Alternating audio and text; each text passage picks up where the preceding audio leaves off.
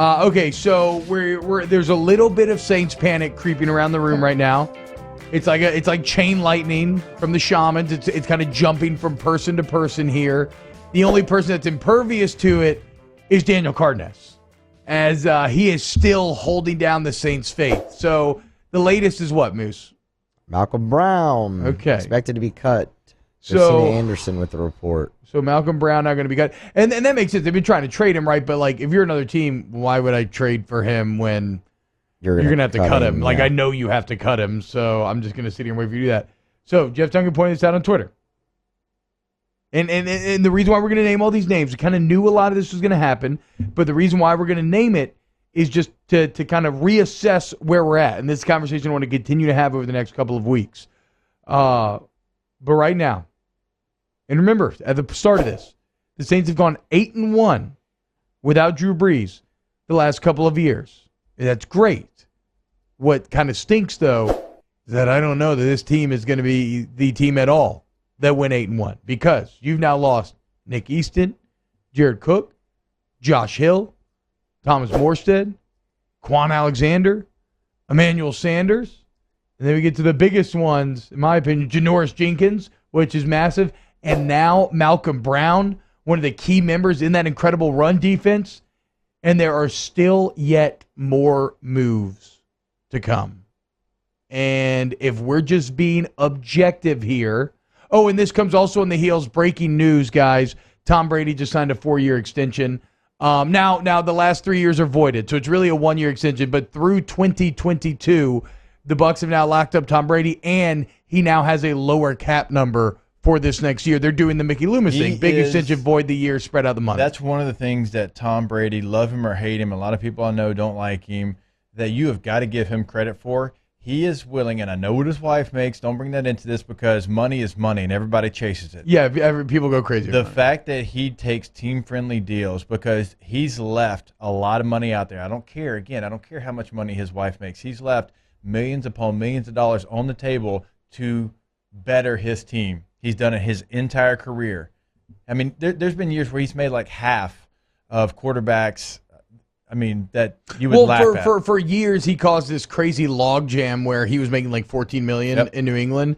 And so every agent, when a quarterback was going to get paid, was like, well, Tom only makes 14, right? And so you had like Andy Dalton getting paid almost as much like Aaron Rodgers. It really threw the market. Well, Jared Goff still makes whack. the same as Aaron Rodgers, so obviously he can get out of whack. But Tom Brady will leave money on the table for his team. Like, he just will. Like, it's not the best for the other quarterbacks in the league, but he doesn't care about that. All he cares about his current team. I do want to see what the numbers on this are, because Tampa did pay him more, and he seemed to appreciate it. But if nothing else, like, no matter what the biggest number are, they are doing the Loomis thing where they're adding the voidable years. They're spreading out the cap hits. So at least next year, in a year in which the cap is tight, his number is now not I think it was $25 million, because wasn't it 2 years, $50 million, what he had originally signed? So he's now getting that number down, so they have a little more wiggle room to work with.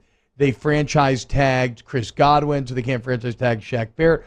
But the point is, the Tampa Bay Buccaneers look like they are here to stay. And that's the conversation that you walked into when we got back. Danny, we have a poll question based on crazy takes today. I don't think Eminem's any good, right? I don't like his music. Talented, absolutely. I don't like his music. Jake doesn't like The Office at all. You think the New Orleans Saints should be the favorite in the NFC South over the Tampa Bay Buccaneers? Yeah, because they're going to get Russell Wilson. No. Chill. No, you know that ain't happening. So let's say it goes kind of according to plan, and you have Jamies Winston as your quarterback next year. You think the Saints will win the NFC South? There's no way, dude.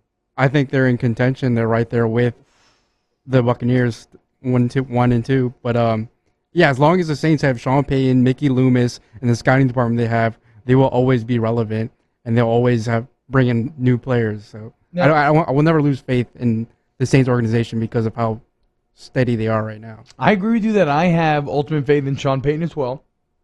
And I think he's earned that faith. But even he has not been impervious to the downswing. Jake, you made a really good point. One thing this does, it makes you very brittle. Yeah. Right? Like, what'd you say during the break? Okay, so you've been able to, when Drew got hurt, like you've been able to still have a great record because you have great depth. Now you have a team with all the depth that you're losing. It's making supplemental pieces become starters by necessity. Like it has to happen. And you're one injury away from being not a great football team. Like I don't want to say a bad football team, but that's what made this roster so great was you could absorb an injury, 2, even 3. Yeah. Now you feel like one injury dooms your season. I mean, you seem to have interior offensive linemen just like overflowing out of your cup. I mean, you had a couple first-round draft picks. You had Nick Eason. You had Andrus P. Like it just, you were so and so much of that was because they knew where their window was. Yeah. And they were maximizing depth during that window. And if the pandemic had not happened, yes, I think like Emmanuel Sanders still would have been cut.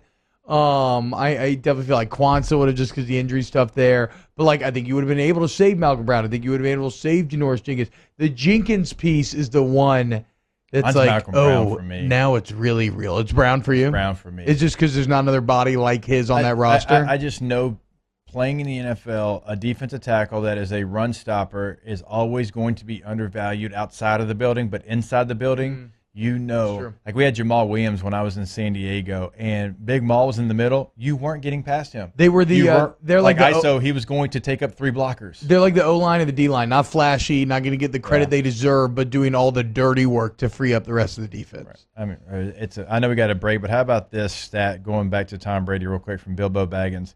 He says Tom Brady has never been the highest paid player on his team or in the league ever. Not even on his team. That's what? Bad business, Tom. That's bad business, Tom. Man, what are we doing? Tom Brady is a bum who is not maximizing his peers, okay? Drew Brees, I mean, surely you can appreciate that as an NFLPA member. You want the people at your position to get paid as much as possible, right? Rising tide raises all ship. Dak talked about it. You do. Yes, I completely understand what you're saying, but also the team aspect of it for me, that's wow. You heard it here first. Communist Jacob Hester. What? Wow. Yeah. Not wanting to help out. The fact that you're being unselfish. Yes. Tom Brady is a communist. As you give me a look, Musso. What is more capitalistic than maximizing your value to raise the market so that the value of your peers raises as well? Okay. You're helping out your friends. That's what Drew Brees did for quarterbacks. Tom Brady depressed the quarterback market for years. But he also saved his team millions of dollars to spend on other players. Yeah, whatever. I don't like Tom Brady. I don't like the Tampa Bay Buccaneers. But unfortunately, it looks like the Bucs are here to stay. I mean, what are the Saints? Are they a 10-16? That feels almost generous right now. It does. Danny, but you got to understand, we don't even know what's going to happen at quarterback, dude. The draft is so key for them this year, and we know the Saints have been so hit or miss in the draft. I understand, but as of late, there's some good drafts. Those extra third-round picks, you have got to hit.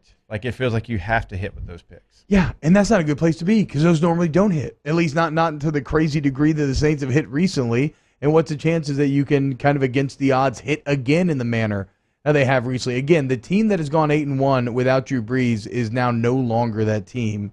And as moves continue to be made, it will be less and less that team. And so then quarterback play gets bumped up once again in terms of importance. And again, we don't know what kind of quarterback play you're even going to get. So a weird time in the Saints offseason, no doubt. Maybe I'm just being a bit scared, a bit reactionary. Danny's holding the line for the Who Dat Nation. We'll see where it goes. Megan making money. Coming up next here on OTBOT.